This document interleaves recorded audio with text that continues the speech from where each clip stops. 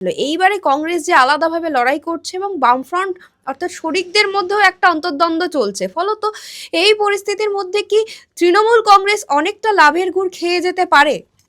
এখন মনে হচ্ছে যে ওরা লাভের গুড় খাবে, কিন্তু আসাদুদ্দিন ওয়াইসির সঙ্গে আমাদের জোট কমপ্লিট। মানে যে ইউপি, যে আমাদের মানে আমরা যে ইউপি হ্যাঁ, আর ওটা মিম, হ্যাঁ, মিমের সঙ্গে আমাদের জোট কমপ্লিট।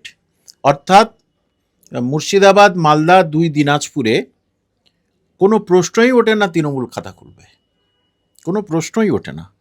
কারণ ওটা মুসলিম পপুলেটেড এলাকা, ওখানে এই মুসলিমরা এই 2 পার্টিকে সাপোর্ট করে। তৃণমূলের প্রতি এখন প্রচণ্ড বিতৃষ্ণা, সেটা মালদা, মুর্শিদাবাদে আপনারা বুম নিয়ে গেলে দেখবেন, মুসলমানরা চায় না। এইবারে নওশাদ সিদ্দিকীর সঙ্গে প্রাথমিক কথা হয়েছিল, আমার কথা হয়েছে ম্যারিওটে, নিজেই কথা বলেছি। উনি বলেছেন হ্যাঁ ঠিক আছে, যে হুমায়ুন কবির তো ওই 70% হিন্দুদের 30% হিন্দুদের কেটে ভাসিয়ে দেবে বলেছিল, সেটা উনি সবার কাছে ক্ষমা স্বীকার করেছেন। ক্ষমা চাইলেন, তখনই নওশাদ বলল আর কোনো বাধা নেই। এইবারে নওশাদের সঙ্গে সিপিএমের পাকা কথা হয়েছে, নওশাদ নাকি পরীক্ষিত সঙ্গী। তারপরে গতকাল ফরওয়ার্ড ব্লক মিটিং চলাকালীন উঠে চলে গেল গোসা, যে নওশাদের সঙ্গে কেন হলো। আমার ওই ফরওয়ার্ড ব্লকের ওনার প্রশ্ন, অথবা এই যে মোহাম্মদ সেলিম যে হুমায়ুনের কাছে এসছিল, সেটা নিয়ে অনেকের গোসা যে তো ধর্ম মেনে চলে। আমি বলছি, আপনাদের বাড়িতে কি সত্যি সত্যি কোনো ঠাকুর দেবতার ছবি নেই, মূর্তি নেই? যে সমস্ত মুসলিম যারা প্রধান, তাদের দেখেছি, প্রধান সিপিএমের, তারা টুপি মাথায় নামাজ পড়তে যায়। কেন কেন টুপি মাথায় নামাজ পড়তে যায়? আর বহু সিপিএমের নেত্রী নেতা আছে, তাদের বাড়িতে পুজো অর্চনা হয়। কেন হয়? সরস্বতী পুজো তোমরা করো কেন? তাহলে ফরওয়ার্ড ব্লকের ওই মুখের কথা টিকলো না। এটাই ভালো হয়েছে, এতে নওশাদ হচ্ছে কে ঘোষা করবে, নওশাদ এবারে পুরোপুরিভাবে আমাদের সঙ্গে যোগ দিয়ে দিল। তাহলে এবারে অঙ্কটা দেখুন, সিপিএম 0 থেকে মাইনাস হয়ে যাবে একেবারে। সিপিএম এর কংগ্রেসের সঙ্গে জোট দেবে না, তাহলে সিপিএম এর অস্তিত্বই থাকবে না। তারা জানে আমরা হেরে যাব, তাহলে ভোট দেবো কেন? সিপিএম এর হিন্দু ভোট সব বিজেপিতে চলে যাবে, দেখে নেবেন।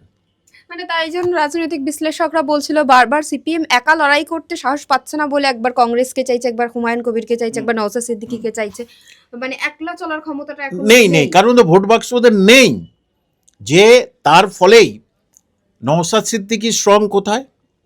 2 24 পরগনা, হাওড়া, হুগলি, প্রচন্ড স্ট্রং। দক্ষিণবঙ্গের একটা সংখ্যালঘু ভোট নওশাদ সিদ্দিকীর দিকে ঝুঁকে আছে। দেখুন, এর আগে নওশাদ যখন জিতল 2021-এ, এছাড়া 4টে জায়গায় সেকেন্ড হয়েছিল। তাহলে অনেক স্ট্রং আছে। তাহলে উত্তরবঙ্গ তো ক্যাপচারে আসলো, এবারে দক্ষিণবঙ্গ ক্যাপচারে আসলো।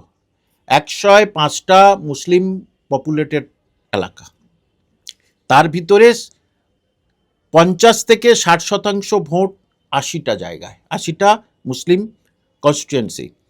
এই মুসলিম ভোট যদি এক হবেই, তাহলে 60টা সিট আমরা ডেফিনেটলি পাচ্ছি, একেবারে ধরা।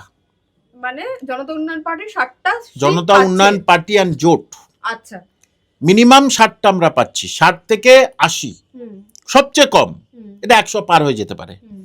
যেহেতু কংগ্রেসও নেই, সিপিএম নেই, তাহলে আপনি বলুন তো, এই আমাদের জোট ছাড়া কে গঠন করবে? কে গঠন করবে? সে বিজেপি 100-র আগে পিছে থাকতে পারে, তো 160টা, তো তৃণমূল কি করে একাই ক্ষমতা দখল করবে? পরিষ্কার অঙ্ক এটা। এবং সংখ্যালঘু ভোট পুরোপুরিভাবে 9-6 হয়ে যাবে। তার কারণ এখনো পর্যন্ত আন্দোলনে আছে মাদ্রাসার ছেলেমেয়েরা, তাদের লাঠিচার্জ করা হয়েছে, এবং ওনাদের এসএন ব্যানার্জি রোডে আটকে দেওয়া হয়েছে, লাঠিচার্জ করা হয়েছে। কেন? তাদেরকে বললেন কেন যে 10,000 মাদ্রাসা করব? তাহলে ওবিসি, যেখানে মুসলমানরা চাকরি পেত, সেই ওবিসি এতে এখন দাস মণ্ডল চলে গেছে। সেটা মুসলমানদের যে মনের ব্যথা, সেটা তারা জানে। আর আম জনতা, মানে কম শিক্ষিত একেবারেই, তাদের মধ্যে ওয়াকআপ দারুণ সেন্সিটিভ কাজ করেছে, যে আমাদের আল্লাহর সম্পত্তি তোমরা কেড়ে নিলে। মমতা ব্যানার্জি তুমি কোনো কথা বলনি।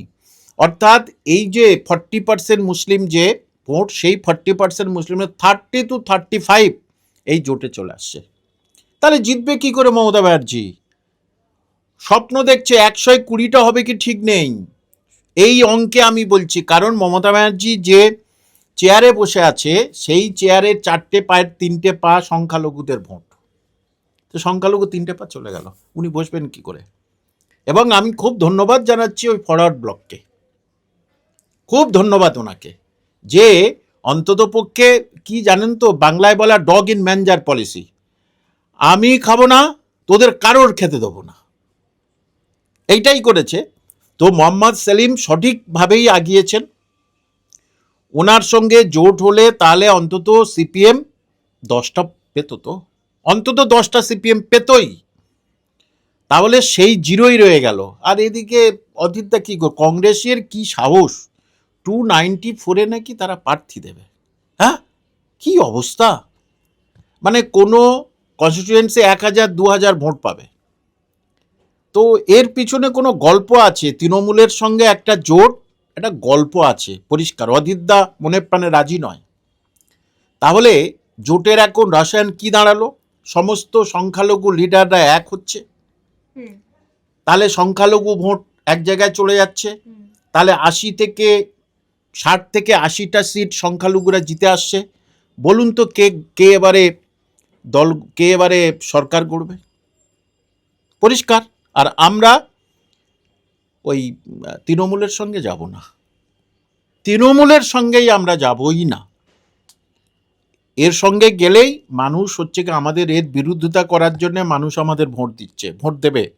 আমরা তৃণমূলের সঙ্গে অন্তত যাচ্ছি না।